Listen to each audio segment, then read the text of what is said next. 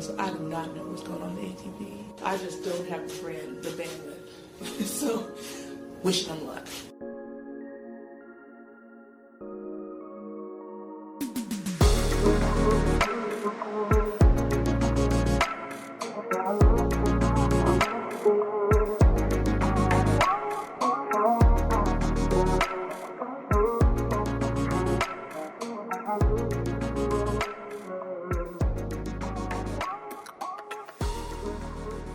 Hello everybody, welcome back to The Body Serve. I'm Jonathan. I'm James. This is our first episode after the Australian Open. It's our first episode after we've closed our GoFundMe campaign for 2026. We fucked off to Mexico for a week. It's become a tradition, actually, after the Australian Open. The past 3 years, we've gone to Mexico in the beginning of February. 2 years ago was CDMX, Mexico City, which I absolutely adored and will go back. And the past 2 years were Puerto Vallarta. Or, as others may say, Puerto Vallarta. I can't begin to tell you just how many times I heard not just Americans, but Canadians saying Puerto Vallarta while I was there. I don't know why you have to clown the people on their pronunciations. I didn't say it correctly. I didn't roll my R. Okay, this is a whole nother level. And then somebody saw a cowboy hat. Well, who knows if it was a cowboy hat at that point. Could have been a sombrero. Could have been. I didn't see what it was. But she said, look, it's a Cowboy Vallarta.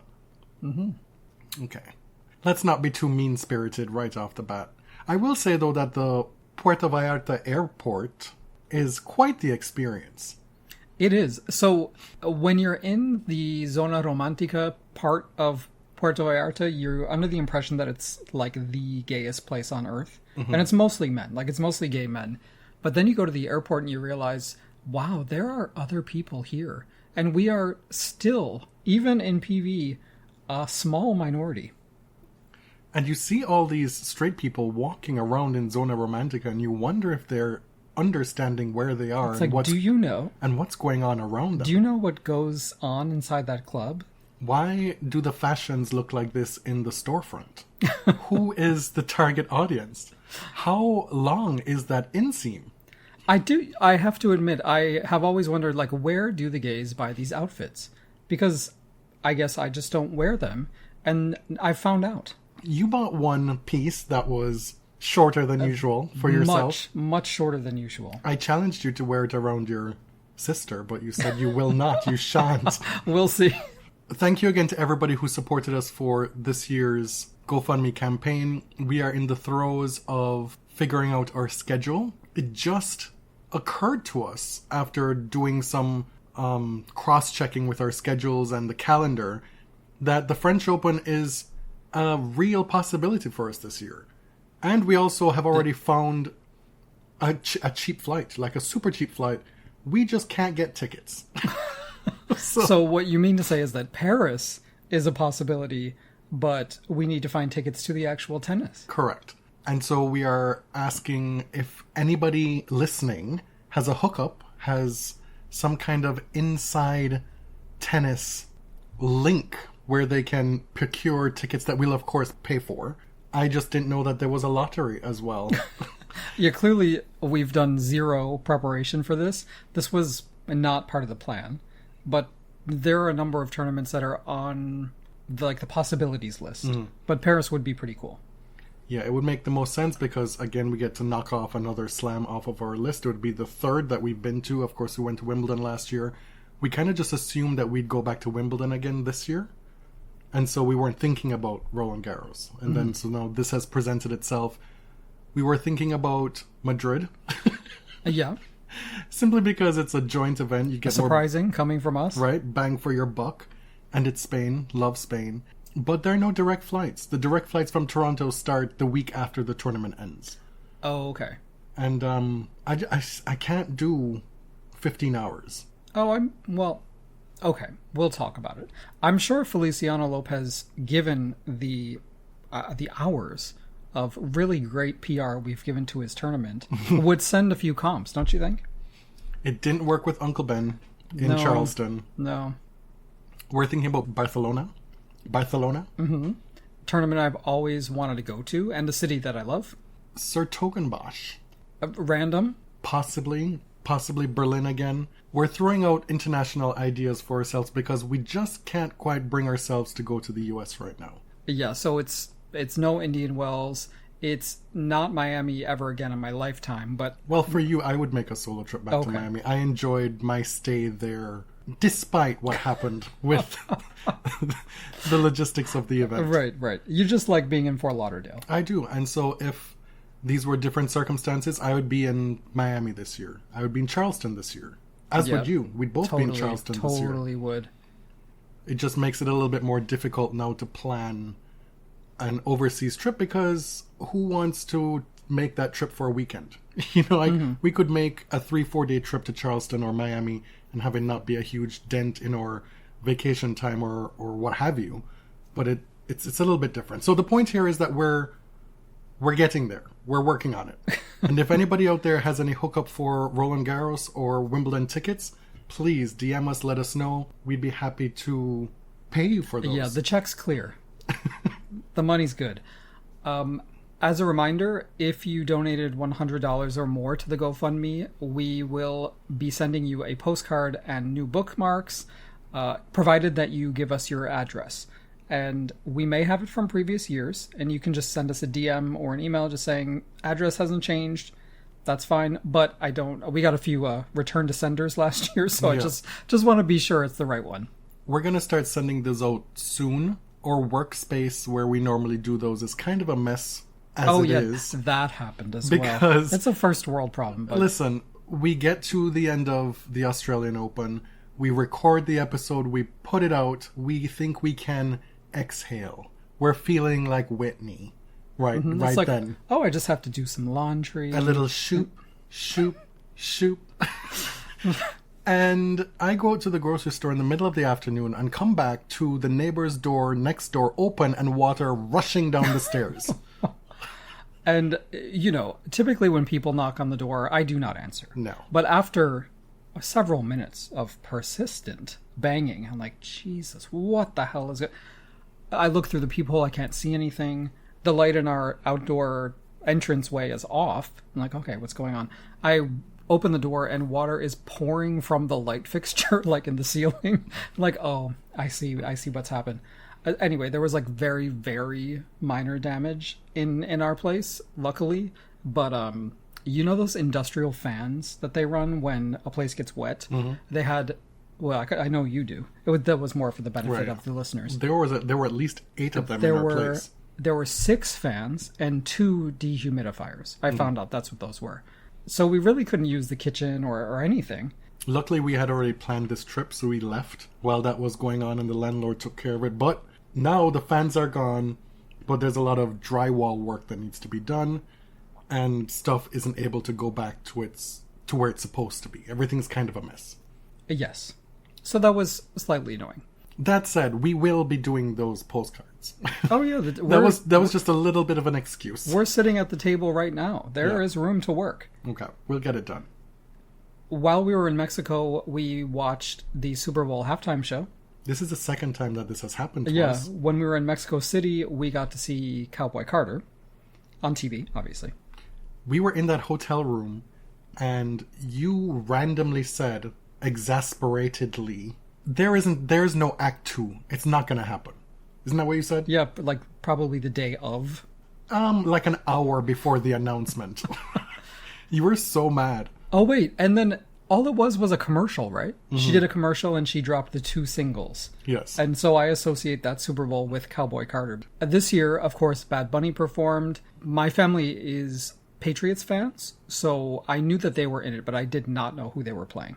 I did not care. Mr. Bunny did the thing. That's a good bunny right there. That was incredible. I was just really impressed by the direction, by the set decoration, all of the references that I didn't really get, but being hyper specific to Puerto Rico, and just put on like a damn impressive show. Yeah. I don't know how they coordinate the camera work like that for him to be able to peer through the sugarcane and stare right at the camera right at the beginning was so cool. I'm like, oh, this is going to be so good. Some of these right-wing Americans, they embody the laziest of the American aesthetic. Because how do you mean, oh, it's all in Spanish, I don't like that, that is un-American? Like, read a book. Have you read books? Have you gone to school? Have you looked at Cliff's Notes? Have you done research? Have you seen something that you don't understand and then you go to Google, like, hello? And then, right after it happened, I didn't know a lot of those references. I go to Blue Sky, and there it is. Some lady has done all the work. There's a thread. Right. And then it becomes even cooler. This aversion to anything that's different is just so toxic. I don't speak Spanish, but I enjoyed it. And I certainly don't speak Bad Bunny Spanish, right? Even if I learned it from a book, I would still probably have trouble following along. He does a lot of mumbling. But you were telling me that all this water cooler talk, all this hubbub, this hoopla surrounding Bad Bunny performing was kind of made up. Like, who cares? Literally, who cares? Do people actually care? I'm sure a small minority do, but it was entertaining. He put on an incredible show. Like, aren't y'all tired? Everything is a culture war by design. Yes, but you have no vision for the world you'd like to live in. Only the vision for the world you don't. Yeah, it's just to distract from the pilfering and the stealing and the pedophiling that's going on. To have you, like, hate on people. What's not clicking? It's a simple equation. And the performance was endorsed by the NFL. We're not exactly talking about revolutionaries here. It was cool, though, to go out in Puerto Vallarta subsequent nights to that and have the entire performance being played in clubs. Not once, but twice in a row on one night did we see the entire halftime show played in a club. Unlike a 100 by 100 inch screen. Right. It's like 12 minutes in. Shall we talk about some tennis? Yeah. This past week, Dallas, Texas is now a 500 tournament. Saw two Americans in the final, Ben Shelton and Taylor Fritz. This was a wild, sort of messy 3-set match. The third set was great and exciting. Ben Shelton, having saved 3 championship points, gets that win over Fritz. I just know that man was tired because that was 4 3-set matches in a row that Ben Shelton had to pull out. He started by beating Diallo in the round of 32, Manarino in the round of 16, 6-3 in the third, Kecmanovic in the quarterfinals, 6-4 in the third. Defending champion Denis Shapovalov in the semifinals, 7-6 in the third set, and then 7-5 against Taylor Fritz in the final. This is a tournament that just attracts a lot of American men. This is a time of year where the men stay stateside, and then they get to go into the Sunshine Double. They get a good almost 2+ months of being stateside. It must be nice. I do get the appeal of why this happens, right? Because tennis does have a lot of global travel, and if you can go from Dallas to Delray Beach, Indian Wells to Miami, I get it. Especially now that Dallas is a 500, there's a lot of opportunity on the table because there's a ton of quality European players in Rotterdam. There's a bunch of players in South America. Like, the fields are diluted. You have more of a chance to make an impact. And this, to me, when people ask, like, what is your ideal tennis calendar look like, it looks a lot more like this. It looks a lot more like dedicated regional tours rather than all of the players bouncing around the globe all the time. Right. You know, with this proposed new Masters 1000, where's it going to be again? Saudi Arabia, right? And people are saying, when is it going to happen? And the part of the schedule that is targeted is now. And like you said, if I'm a tennis player, maybe I want to go to Argentina this year. Mm-hmm. Spend 2 to 3 weeks in Argentina, go between 2 tournaments, have a little bit of a breeze out break in between or after. Maybe and then stop in a carnival in Brazil. Right? And then go have another month's block in the United States before you get to Europe. It's a time of year where you can have a less frenetic pace to your schedule. Mm-hmm. But, of course, Dubai is coming up. They're going to build it into, like, the Gulf State tournaments.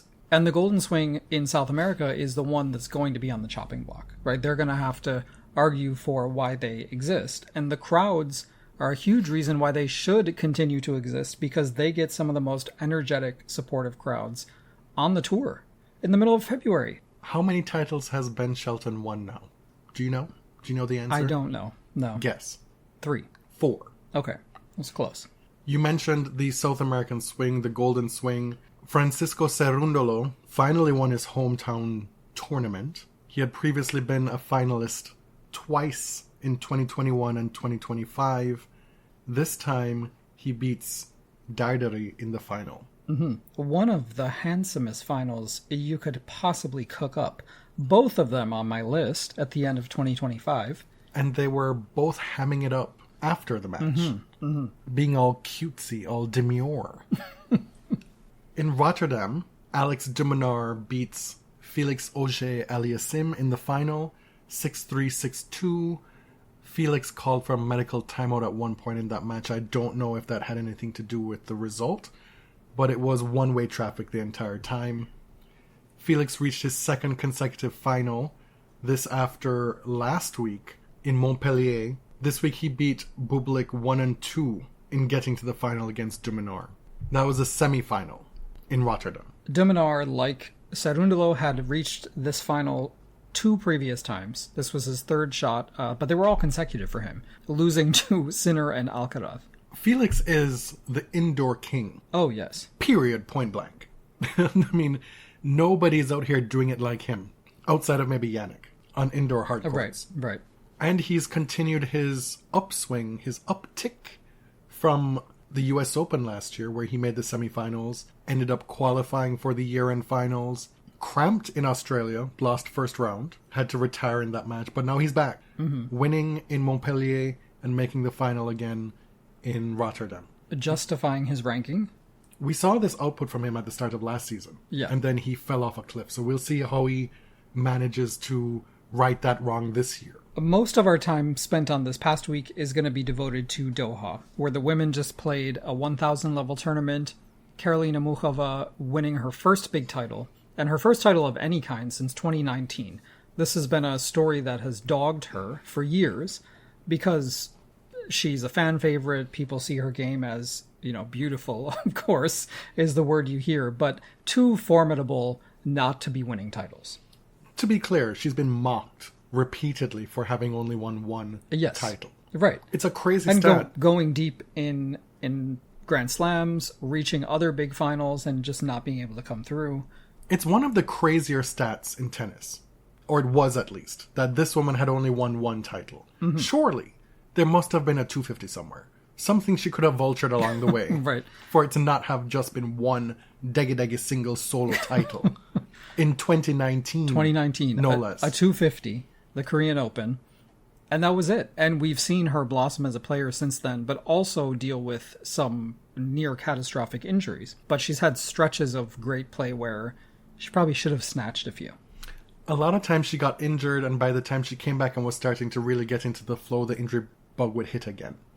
So she really has been unfortunate. A lot of folks have been not so kind to her, I will say, in that they don't quite recognize that she is that good.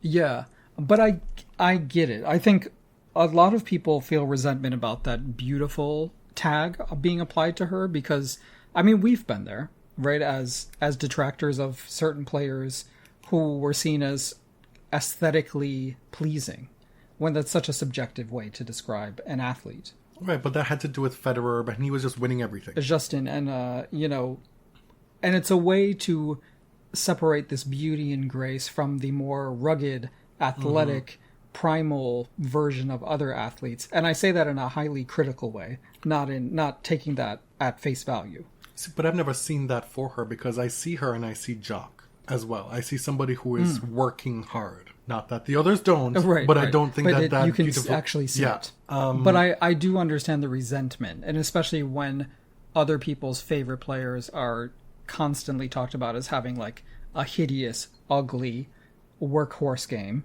like Coco Gauff. Why does Coco Gauff keep beating her? And in 2 big finals as well. Well, when you put it like that. I'm just saying, I get why people are like, I'm tired of hearing it, because if your game is so beautiful, start winning something. I get that, but if we're being objective, you can't look at that woman play tennis and not be able to tell that she's seriously good. Oh, yeah. The tenor of it is that she's overrated. That's what a lot of people want to have you believe. But she's not. She just has underachieved significantly due to a number of factors. Yeah, but now she has something to show for it. A 1,000 level title that feels, it felt weird that she didn't have one already. I have to go back. There was nothing beautiful about Justine Anna's game. I don't care what nobody wants to say. Go tell all the commentators from 2005. I don't care.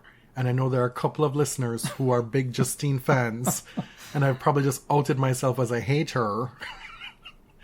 Which, to be clear, it's I not am controversial to be a hater of Justine. I am being a hater right now.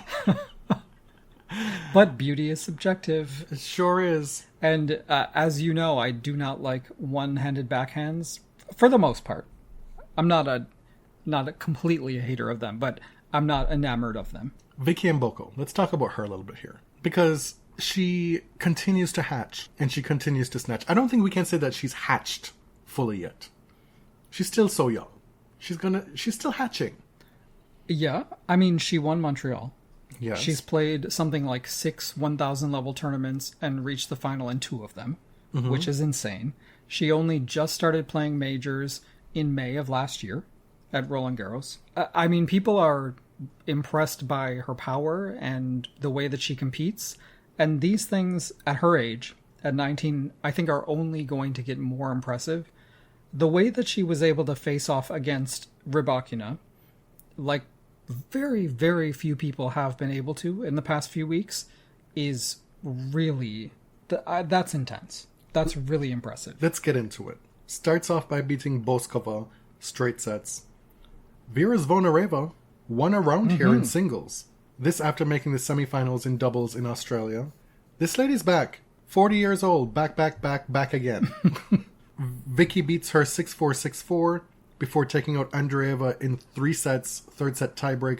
The same Mira Andreeva who beat her in Adelaide to start the year quite easily. Yes. And then the one who was fixing to go on a run, like she always does at this time of year, Yelena Ostapenko, made it all the way to the semifinals, and then she saw that there would be no chance of playing Iga Swiatek in the final, and she was like, I'm good, bye.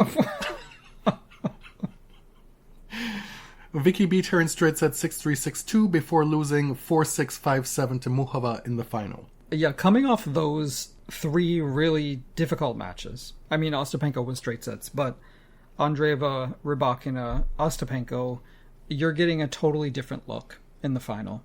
Playing Rybakina and Ostapenko back-to-back, you're used to those hard, flat balls, and these are things that Vicky is going to enjoy. Like, she's going to enjoy pounding back and forth with these players. Muchova gives you something totally different. You're not getting those hard, flat strokes in the final. And I think that's where you see her age and her experience, in that Muchova was always going to be a very difficult opponent in the final, but the switch in game style was maybe just a little too much to overcome at this stage. For her troubles in making the final, Vicky Mboko debuts in the top 10. She's the 10th ranked WTA player in the world, less than a year from being ranked in the 300s. And Karolina Muchova, for winning the title, she's back up to number 11. Now, this is where I want to see Karolina really just maintain some good health. Because this is where she can finally just put a season together where she's bossing people. Yep. Or at least having herself in the conversation in late stages, as she should be. I mean, she came close to beating Iga Swiatek in the final of Roland Garros a few years ago, right? And she hasn't matched that yet, but I mean, the talent is still there. She recently started working with Sven Grunewald as her coach. And some of you younger folks may just know Sven as a prolific poster, but he's also... a poster on Twitter. He's also a very accomplished coach, having coached Maria Sharapova, Ana Ivanovic, Caroline Wozniacki, I think, and others. She broke up with Kirsten, your friend Kirsten, last summer. Oh.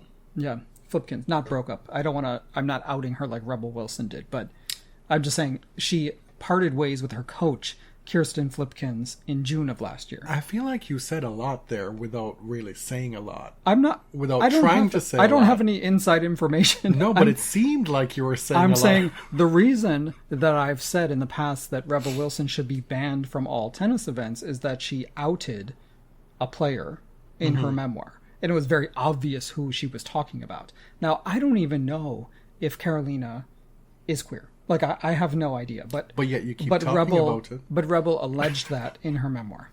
Zheng Qinwen is back. You think of all the people who are doing well in women's tennis. You look at the top 10, the people who played well at this tournament, people who played well in Australia, the people who played well for the majority of last year, and none of those people was Zheng Qinwen, a former top 5 player who just had a lost season due to injury, let's be real. Yeah, and now she's back in the fold, and another texture to the tour.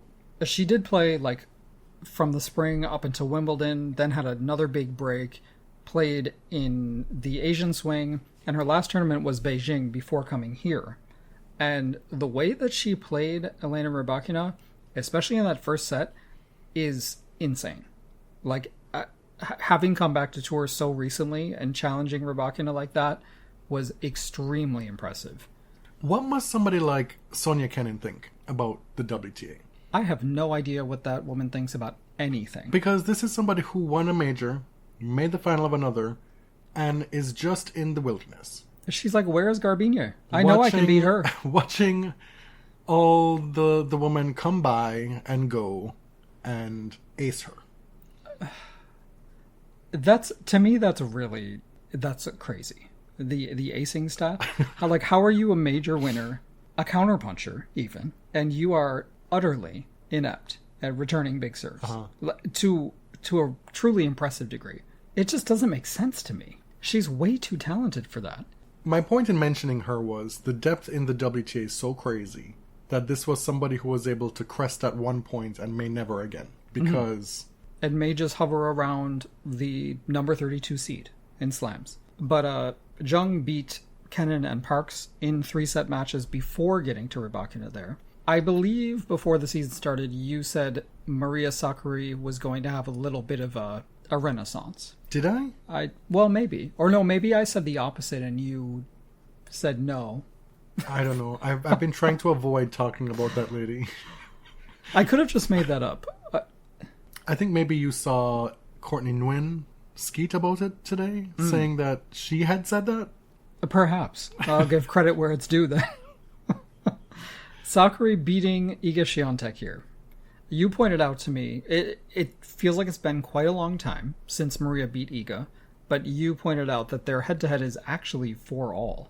That Maria has beaten her 3 times before this. Right. All coming before 2022, I believe. And Iga has won all of them since then. The 4 meetings since then before this week. Yes. One of them was a Indian Wells final. Maria Sakkari is a good tennis player. She hasn't shown that in the last year. She's back with Tom Hill, and the results are starting to happen. She reached the semifinal here in Doha, losing to the eventual champion Muchova. She's actually the first player to beat Iga at a 1,000 event after trailing by a set. After losing the first set. Think about that. Iga has won 109 straight matches when winning the first set at the 1,000 level. Well, she had. It was bound to happen at some point. Right. There was another double bounce controversy with Iga. There was a similar incident in Australia with Emma Navarro. There was one against Yastremska last year. If you Google, I can speak from experience, Google Świątek double bounce, there's a lot of videos that come up. Now, this is a very touchy topic. It's similar to talking about Taylor Swift. People will be mad if we say something. I thought you were talking about Taylor Fritz there. I No. thought we got things jumbled because, we call him that from time to time. At some point. And that's actually all I have to say. Next topic.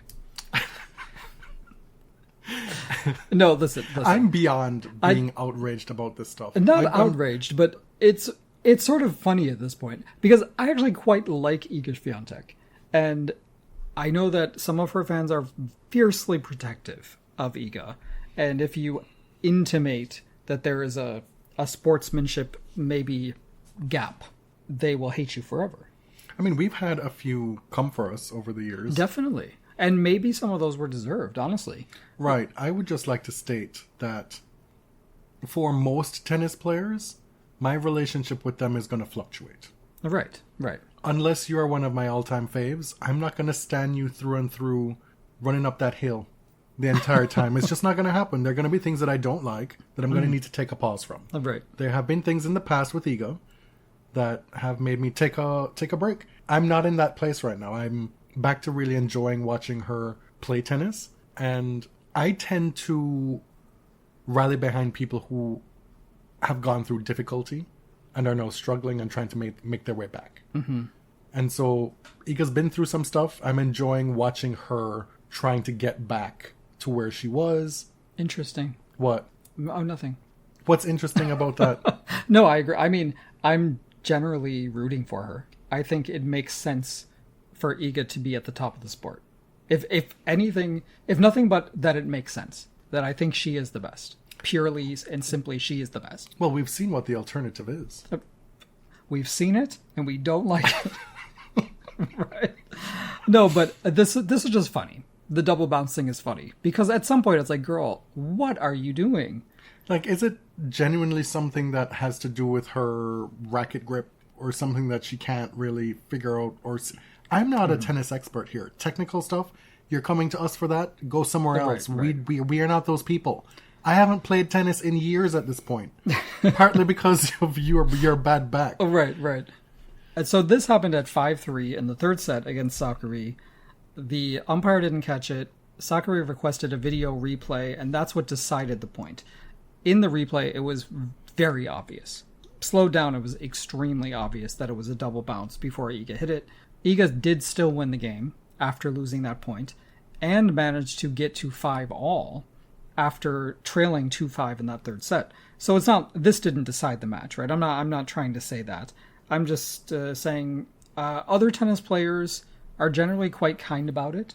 Sakkari even said, sometimes you don't know, but often you do know, as a player, that she was non-committal.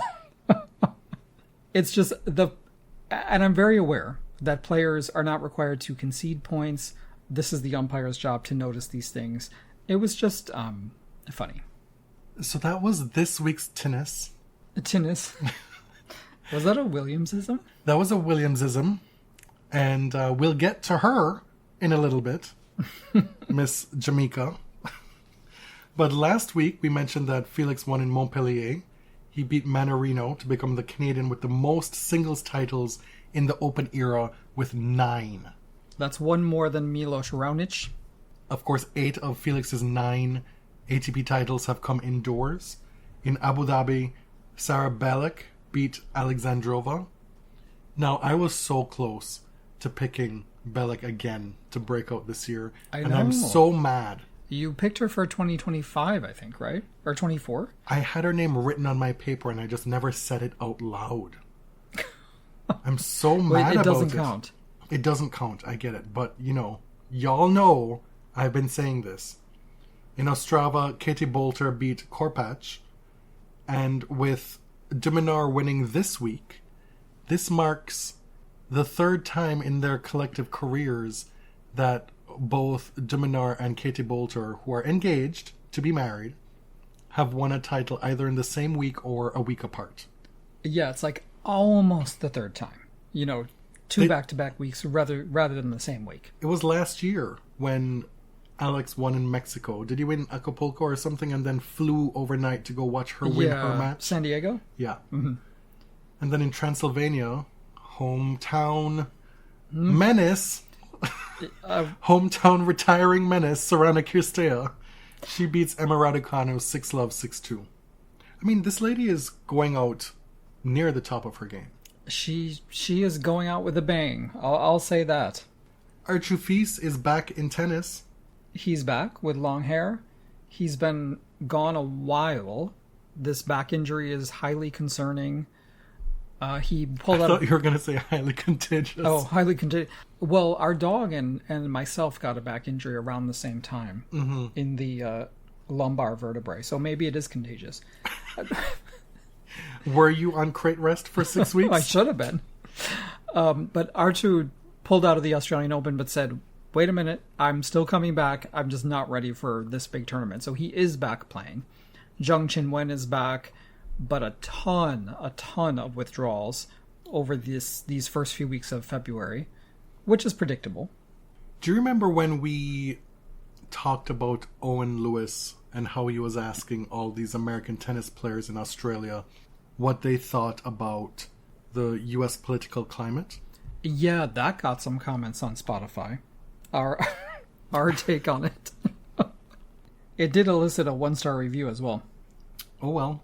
American Olympians, however, were asked about it at the Winter Olympics, and some of them were very forthcoming. Some of them even white. Imagine that. Right. And in an event that is so much more bound up with the flag and with representing your country than even tennis is. And people who only have this opportunity to be in front of cameras every 4 years.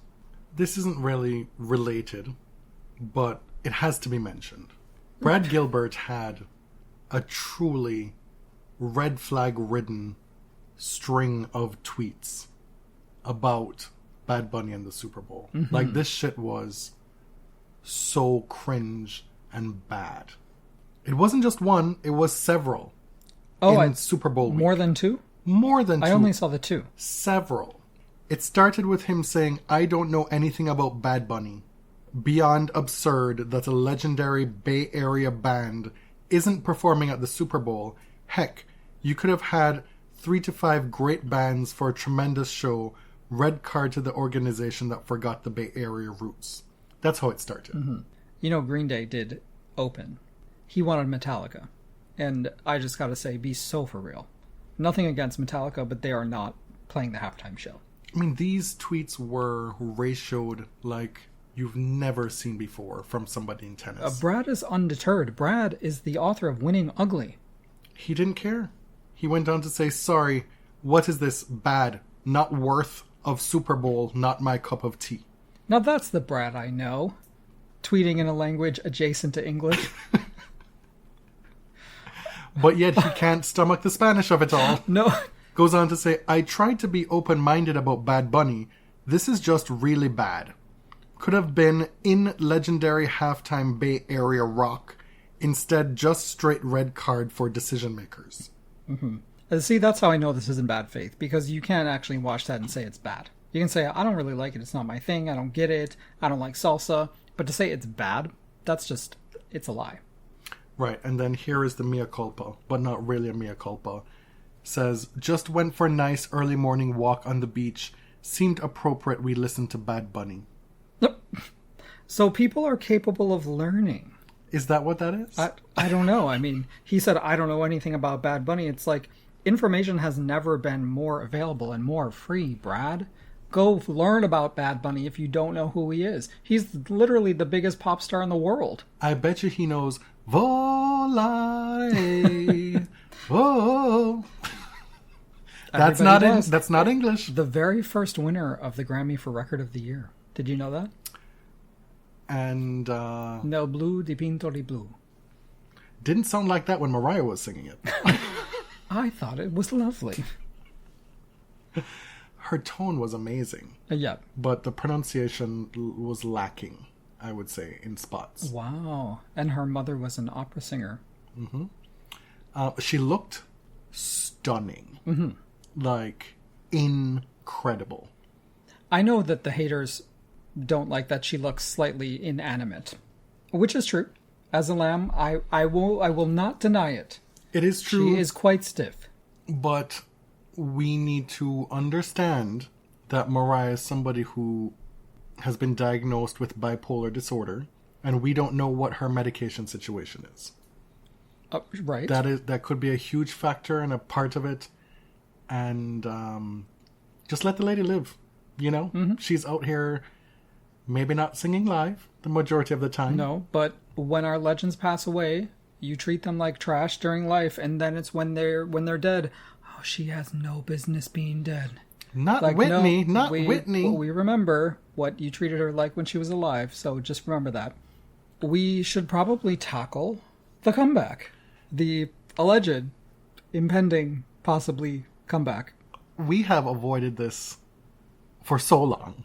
We could have talked about this several times, in depth several times. We've chosen not to because we haven't gotten any news yet. It's all speculation. Ben Rothenberg has been beating this drum from the jump. Yes. We subscribe to Bounces, and every time I read all of Ben's newsletters, but when I see a Serena newsletter, I'm like, Ben, there better be new news in this. There better be something breaking in this one. Oh. Firstly. Well, firstly. No, I just said firstly. No, I understand, but I think upsell my first. I think my first is going to be more first than yours. Oh, okay. You can tell me if that's the case. In the beginning. When this happened, it was all predicated on Serena's name appearing on the anti-doping list, right? Right. For people who are part of the testing pool. And when it happened and it was taken as, well, this must mean something, I was like, well, where's Venus's name? I don't see Venus's name on this thing, but Venus is an active player. Is this yet another case of mistaken Williams' identity by white people? Right. Not Ben, but just in general. But this was just in writing, right? Yeah. And I checked about a month ago and Venus's name still wasn't on it. Serena's was. Now, Serena's 6-month vigil on the anti-doping list has passed in a week or so. February 22nd, Yep. It'll be up. And then she'll be eligible to play tennis again. The ITIA now lists Serena Williams under their reinstatements list as of February 22nd. So she is technically available for Indian Wells and Miami if she wanted a wild card. And certainly she will be getting a wild card to any tournament which suits her fancy. Now, Serena is going to be playing tennis in some way or another. That much I'm sure of. You do not put yourself through anti-doping protocol for shits and giggles. You don't call up Alicia Parks to hit with her. Right. Just for fun, to see what the girlies are doing these days. To see what your daughters are doing. Right. You don't do that. Granddaughters at You this don't point. enlist Jessie Levine to go hit with you. Jessie, who's hit with everybody, hit with Roger Federer back in the day.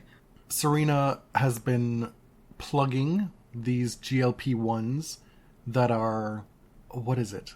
It's her husband's company? Yes, so Alexis has invested in this company called Roe and also sits on the board. And it's a telehealth company, one of those private telehealth companies where you can get on the app and you can speak to a professional and they prescribe all sorts of things, right? Like hair loss medication, GLP-1s. You don't actually have to go in person to see a doctor. Serena featured in a Super Bowl commercial for Roe in which she talked about her weight loss, where she actually mimed injecting herself with the needle to show you how easy it is. Folks, she got roasted. Did not like that. Got roasted. I mean... And for people inside the United States, this is not in any way surprising. And even in Canada, like we see pharmaceutical commercials constantly. In other countries, I understand that you don't. You're not allowed to advertise prescription pharmaceuticals to regular folks and say, go ask your doctor for whatever random drug we say you need. This drug has not been tested by the SVA. Like that happens all the time, right? So Serena gets roasted for this. And also people just don't like that she's taking this Ozempic style GLP-1. It's clearly they've had massive effects. Like she's lost a ton of weight and then they give you her health numbers. And I will say, please take it with a grain of salt whenever a private company is advertising their product and giving you the statistics of how Serena's health has improved. They say that her cholesterol is 30% lower, that there's been a huge reduction in her heart disease risk, that her blood sugar is much lower. We don't know if any of these things are true, right? They don't have to be true, but they are trying to plug a product. What we do know is that Serena has said that she struggled in her latter career with keeping weight off or even getting weight off, and that she would train for hours upon hours upon hours and not see any results. And now she is quite literally a shadow of her former self. Yep. And at the risk of objectifying Serena, everybody could see that, right? After she came back from the baby, she had put weight on, obviously, and it was way more difficult to take it off. And I challenge you to go have a baby and have a very dangerous childbirth and come back looking like your former self. It's not a fair expectation. I challenge you to just be 40 and try and lose weight. Right. So as men sitting here in the house criticizing a woman's inability, allegedly, to lose weight, I'm not going to do that. And I'm also not going to criticize someone for taking a drug which has been proven, which has been tested, which has been prescribed to her for losing weight. Mm-hmm. Like, that is none of my business. Well, some would say it becomes more of your business when she's doing a Super Bowl ad about it, promoting it, Sure. has a vested financial interest in her own household, and is then trying to tether that to a comeback to tennis. Right. So is she packaging her comeback with the amazing results of this product that her husband has a financial investment in? Currently, GLP-1s are on WADA's monitoring program, meaning they are not prohibited, but their status could change as we learn more about them, much like meldonium. Right. Then moved on to the banned list. And there are a lot of drugs on the monitoring list. And it's just that these things were prescribed off-label for a long time for losing weight. Because previously it was for treating people with diabetes. Then it was prescribed off-label for obesity.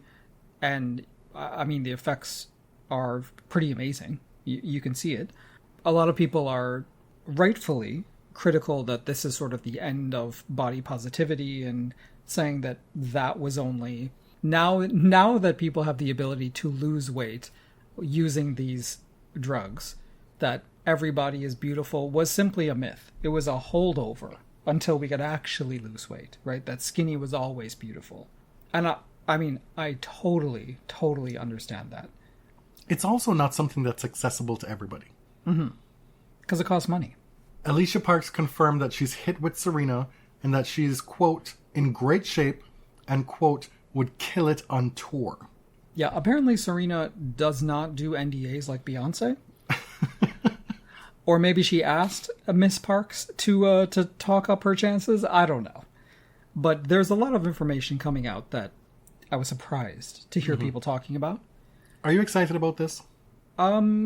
More excited, I guess, than I was. I would love to see Serena back. I'd just love to see her hit a tennis ball again. It's not something I ever thought would be a possibility.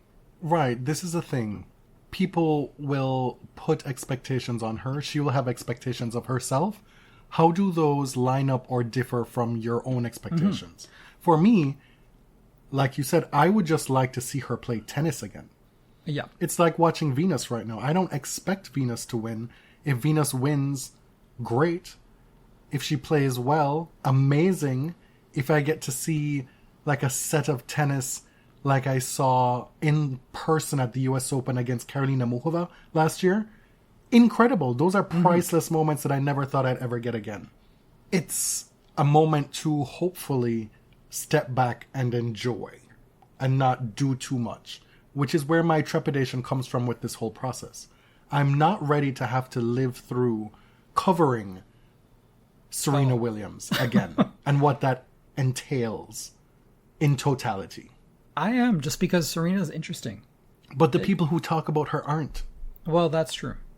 And invariably, that seeps into the discourse about how we cover her. Like the agenda of what we talk about. Exactly. Yep. The expectations are going to be thrust upon her regardless. I'm just interested to see what kind of hitting shape she's in. I haven't seen her hit at all. I know there's some videos of her training, but I don't know. And I don't know what her expectations are, what her goals are.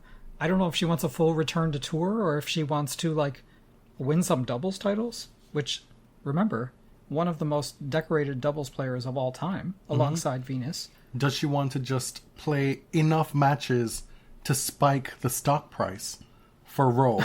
Right. No, that would upset me if this was only to advertise the corporation. Like, will she wear a kit with RO emblazoned upon it? Will she wear a kit that's just RO patterns, an RO print all over it? Right.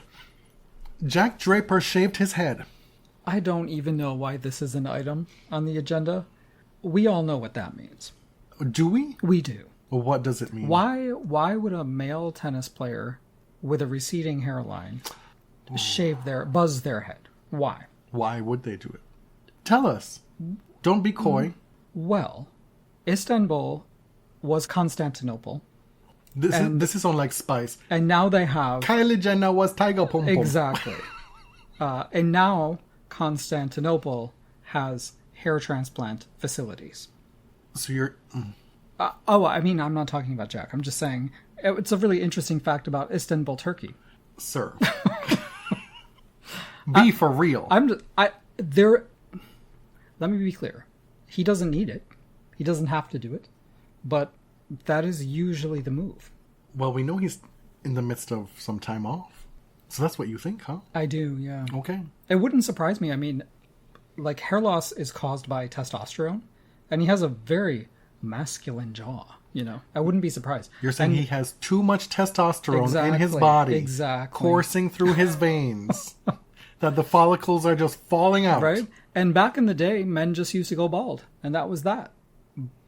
But men need to look younger for much, much longer these days. Well, you told me that I could not exist as a bald person. That my head is entirely too big to be bald. Why would you expose yourself like that? I'm just saying. That's not even about me at this point. I'm just saying that not everybody looks good with a bald head. I surely didn't say that. You said it to me. No, I'm not saying that everybody looks good with a bald head. I'm just saying back in the day, men had no choice but to simply go bald or wear a wig. Follow that story in 2026. Naomi Osaka on Instagram Threads said, quote, "I laugh when people that don't know anything about tennis start a podcast about tennis. What do you mean grunting is unsportsmanlike and it gives you the ick? Watch a different sport, LOL." Now, when she started writing this stuff, or when I started reading this, I was like, oh, am I caught up in something here? Do you know how my heart was in my throat after the first sentence? Because we've talked about Naomi a lot. And a lot has been positive, right? But some of it hasn't. It wasn't about us, by the way. I'm just relieved, first of all. Who was it about? Well, firstly, let me thank... So I went to Reddit, the tennis subreddit, and thank you to the kind soul who said that we do a great job, even though we're not, quote, experts on tennis. I agree with all that. I think we do a great job. And we're not experts by Naomi's definition. Thank you to whomever said that. But also, you do not have to be experts to talk about tennis. We don't need every Tom, Dick, and Harry former tennis player or current tennis player having a tennis podcast. No, because it's been proven that they're not all good at it. No. Right? I mean... Some of them are, but... Okay. What are you adding? Apparently, this was a subtweet about the podcast What's the Call?, which is co-hosted by Theodora Peitalas, who is Stefanos Tsitsipas' ex-girlfriend. Now, let me just defend What's the Call for a moment. This is a podcast whose X account has 45 followers. 45. Naomi has millions. And I just want to remind athletes and everybody, pick on somebody your own size. Right. You know what I mean? It appears that there's some history here, that they used to be friends. I saw that somewhere. Naomi and Theodora? And the ex-girlfriend, yeah. Okay, so why are you being... You're behaving messy. like a teenager. It's messy. Why are you... It's unnecessary. You're a world-famous athlete posting something on Instagram about a podcast that has less than 100 followers. Like, be so for real. Grow up. Yeah. Oh, wow. Oh, now she'll post about us. Oh, my God. That was James, Naomi. That was not Jonathan. Remember, I'm the one that you punked in Cincinnati Press all those years ago. Mm-hmm. What did she say again? Yeah, you actually have met. So maybe, I don't know. I interviewed her as well. Insulate us? In Charleston. when Yeah. she was like and 19. it was voluntary on her part. Yeah.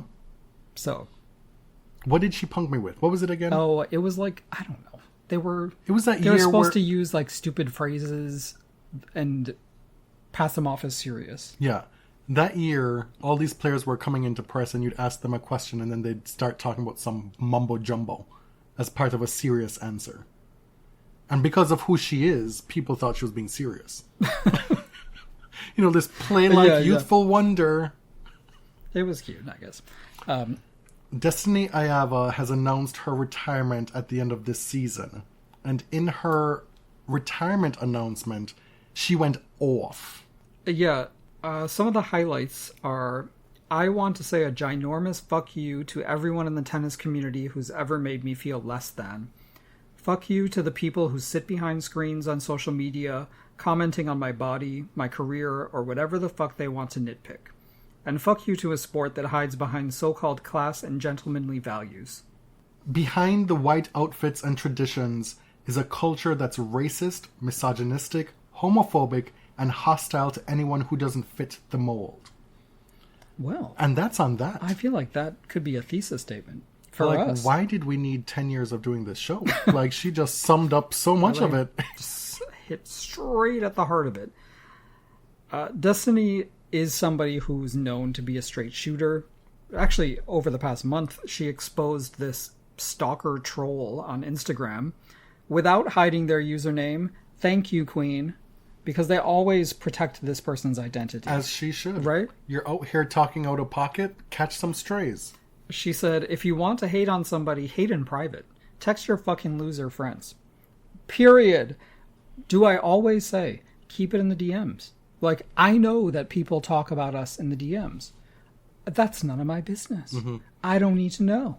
There was that one time somebody was messy and talked about us with somebody who came back and talked to us about it. Oh, what? And then... I don't remember that.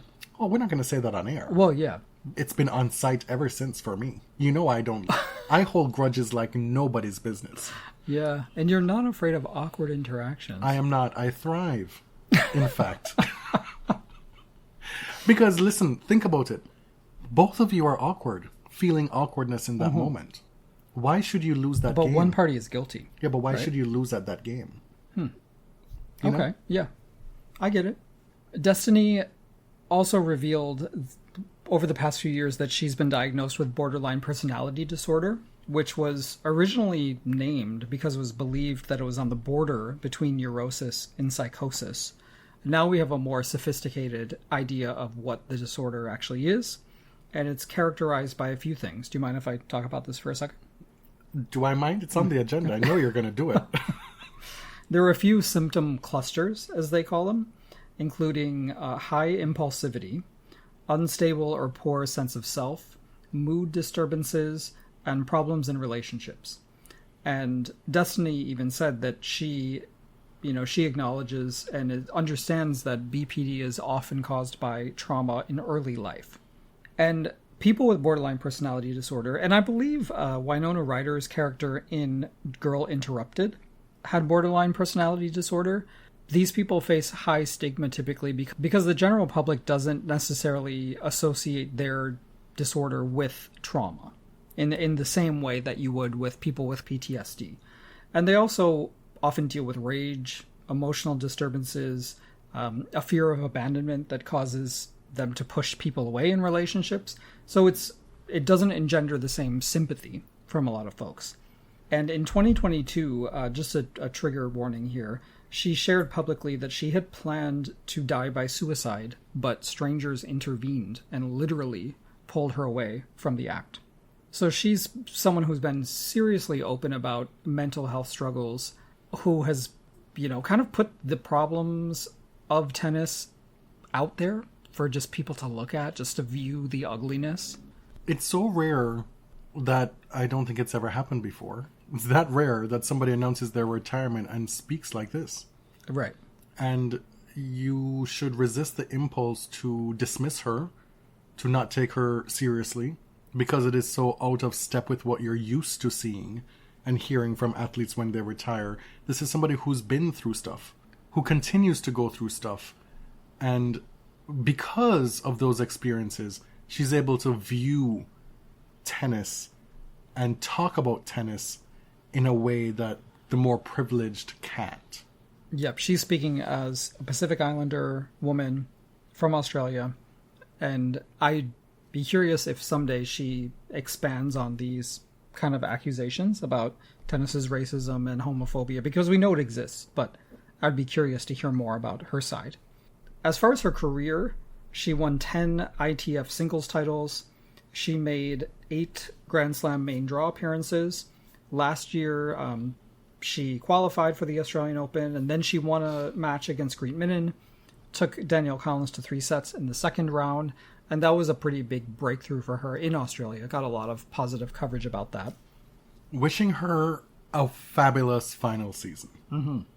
And finally, The First Serve, which is an outlet out of Australia, reported that Craig Tiley's appointment as CEO of the USTA will be announced next week. You know, Sportico was the group that first broke the story, I think a few months ago, and we've been waiting for the announcement. Apparently it's coming. There's nothing more to add on that. We'll just have to wait for it to happen. They speculated in the article that it's all but done, save for Tennis Australia rolling up the Brinks truck to Craig's back door. Yeah. Well, Craig's not just back door. Front door. Okay. To his house. Thank you.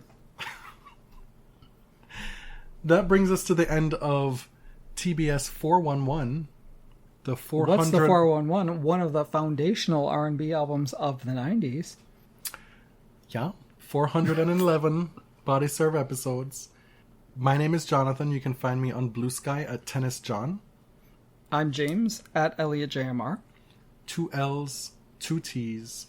You can find everything Body Serve related at linktree.com/thebodyserve. A reminder that if you donated $100 or more, please send us your address, and we are going to get started on those postcards. Also, if you've got a hookup for Roland Garros or Wimbledon tickets, please let us know. Not to sound desperate or anything. Thanks for listening. Till next time. Thank you very much.